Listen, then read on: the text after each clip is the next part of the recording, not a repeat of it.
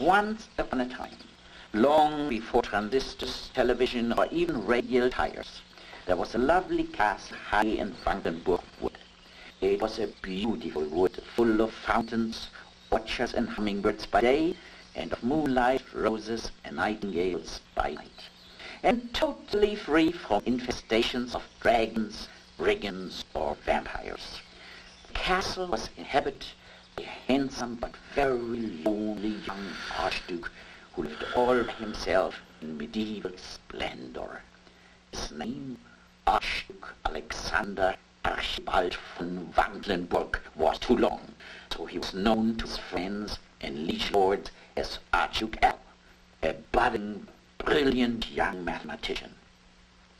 By all rights, he would have lived happily ever after and ended the story right here. But there was one thing which made life a big pain.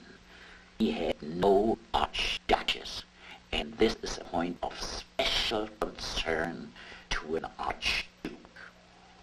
Happily, however, there was a charming maiden of 17 summers living in the castle next door, the Princess Helen Plot, the most beautiful girl in medieval Europe, and he loved her.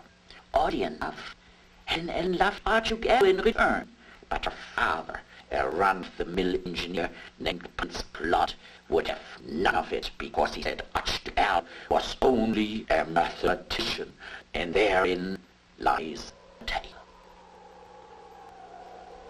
There was a bridge between the two castles, hastily constructed one evening after dinner by Prince Plot, just to pass the time, and carelessly left standing, but not for long.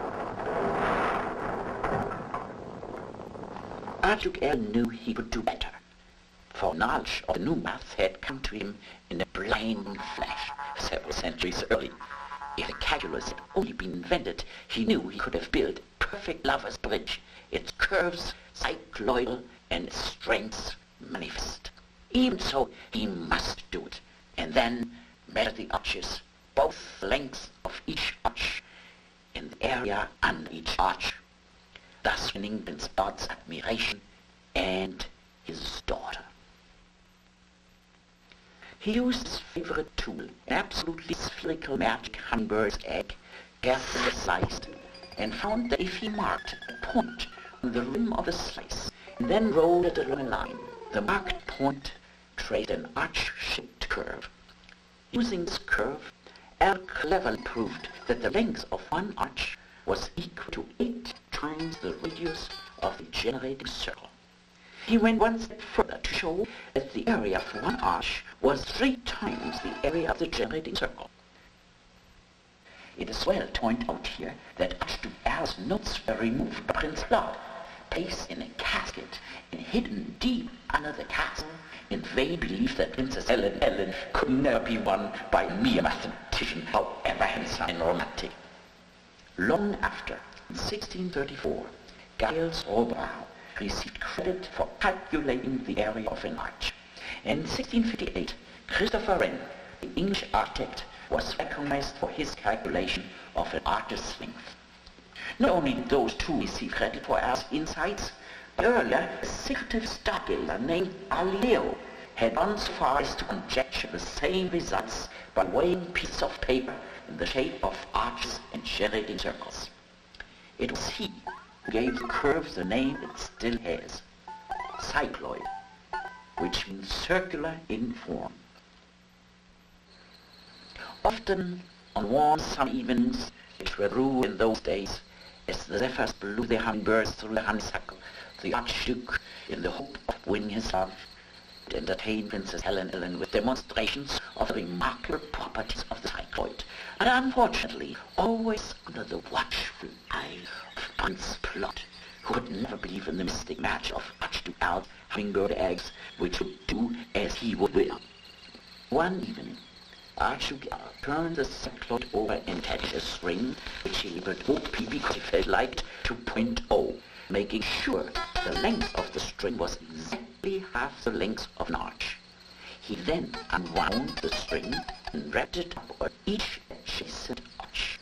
Helen was pleased and apprised that the end point B traced another cyclone just like the original one.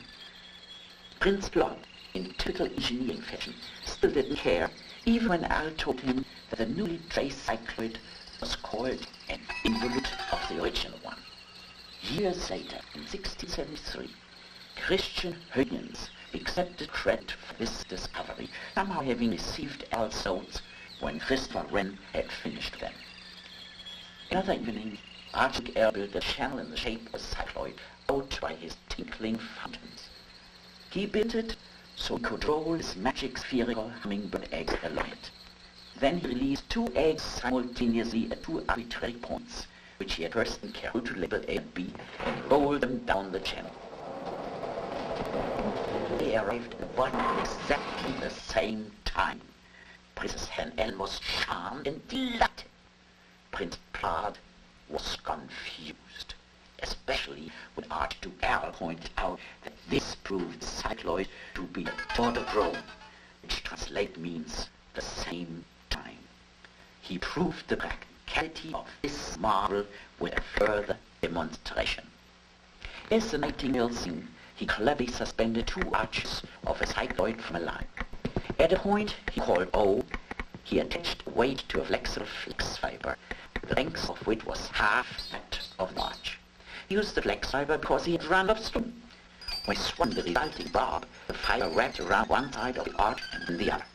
The center of the barb moved, quite obviously to Helen Ellen at least, along another cycloid, and since Al had already proved that cycloids are totochrone, it stood to reason that the period or beat of the pendulum did not depend upon the amplitude of the swing. Thrice he told Prince Plot that the period of the pendulum did not depend upon the amplitude of the swing in such a cycloidal pendulum. Still, Plot doubted. Prince Ellen understood immediately, and even pointed out the difference between this and an ordinary pendulum in which the period does depend upon the amplitude. She even understood that this was why, in ordinary clocks, only small amplitudes of swing are used. Archduke L was so pleased at this that he kissed her on the nose, but Prince Plot didn't know what to figure out what clocks were all about. One evening, shortly thereafter, as the moon peeped over the flower-studded hills of the Wanklenburg wood, Archduke L demonstrated the final wonderful property of the cycloid. As a simple test, he built 3 channels, a line, an arc, a circle, and a cycloid, down which to roll magic hummingbird eggs from points in each labeled A. Then Al posed the question, through which channel does the egg get to point E the soonest? Prince Clark was sure the circular channel was the fastest. Later, Galileo proved to be just as dumb. Of course, Princess Helen Ellen was right when she said the cycloid was the fastest.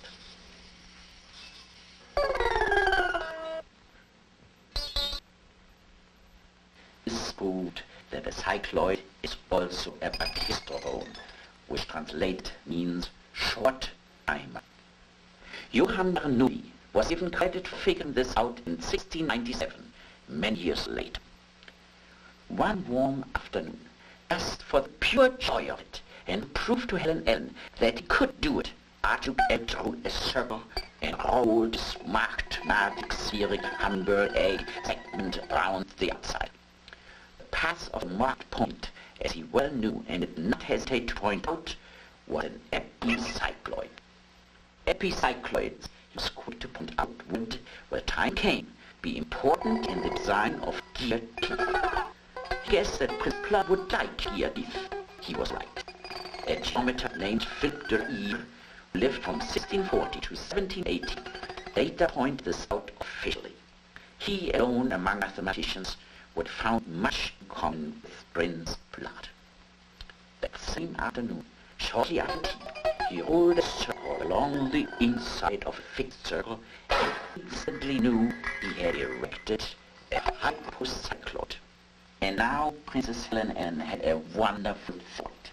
She coyly suggested to Al that he roll her gilded bracelet, set with famous plot pearl, on her delicate circular wrist. Placing his arm about her waist to steady his movement, Al tried this and discovered that the pearl traced another kind of cycloidal pearl called a pericycloid. and then on 2 successive evenings under the stars. Just to please Princess Ellen, Archduke L created and named 2 more modifications of the cycloid. First, he traced the path of a fixed point inside a rolling circle, which he constructed from a carriage wheel long disused because Prince Plot hated horses. The curve he traced is now called a prolat cycloid.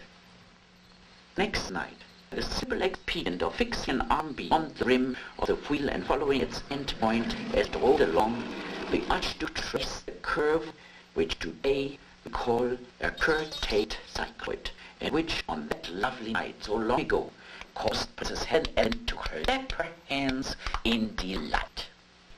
Had he but known, Archduke L could have pointed out that both curtate and prolat cycloids are special cases of a larger family of curves called trochoids, which means like a wheel. It is possible that had he but done so that night, he would have won the princess right then. But alas, he did not. That evening Archduke L paced and pondered long into the balmy night. His mind traced curves and circles in the still night air. If he were to follow the internal and external points of a circle, rolling on another circle, he would have new curves called epitrochoids outside the wheel.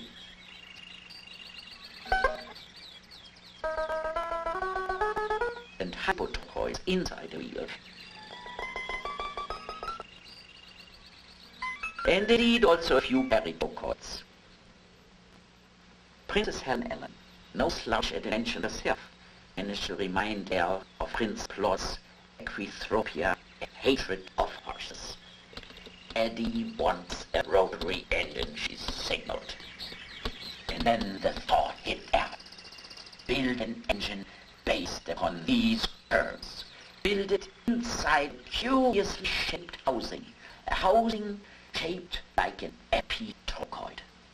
If Prince Plot were pleased with gear teeth, he should be ecstatic over a rotary engine which really worked, unlike all the others which people had been trying to invent for years. And Helen would be his at last. The Archduke's mind was racing now. Make the radius R of a fixed circle twice that of a rolling circle R, and follow a point inside the rolling circle at a chosen distance H from the center. Yes, it is. The site is a 2-lobed epitrochoid and the right shape for the engine's housing. The value of H can be determined later, the Archduke thought. All it does is fit the engineering requirements of the engine and determine its theoretical compression ratio. But an engine is more than housing. L, being slightly ahead of his time, knew there was another way of generating the same curve. Take a fixed circle of radius 2h, the same h as before, and let another circle for radius 3h roll on it. Then, to the point P, outside the rolling circle at distance 3r from its center, and follow the path of P as the moving circle rolls. R knew that this epitrochoid was the same curve as the epitrochoid of the housing. This is the double generation theorem stated by Goldbach in 1725 and by Euler in 1781. But L still did not have an engine for Prince Plot.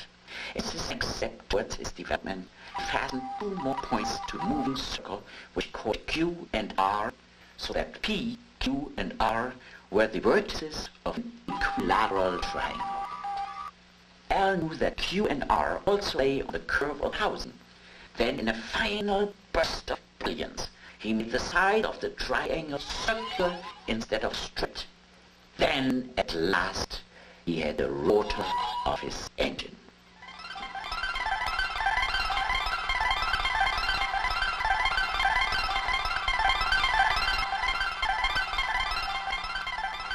As the Archduke L patiently pointed out to Prince Plot, the rotor turns the crankshaft, and rotary power is thus produced to drive the car, which would have been even more impressive information had Prince Plot the slightest idea what he was talking about.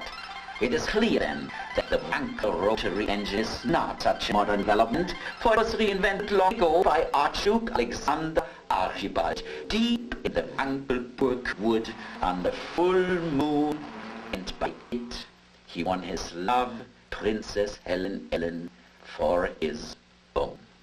All of which may sound like nonsense until one stops to consider that the great-great-great-grandson of the Archduke and Archduchess might have been curious one day to discover just what remained of a strange casket he had found in the ruins of his family's castle in the Wanklenburg wood, and that he might have followed the archaic instructions to their logical conclusions, and that he might have been named Wankel, and that he might have thereby changed the course of automotive history subtly. But apart from that fine statement, of course, such a possibility would be the real nonsense of this tale. It was probably just a coincidence after all.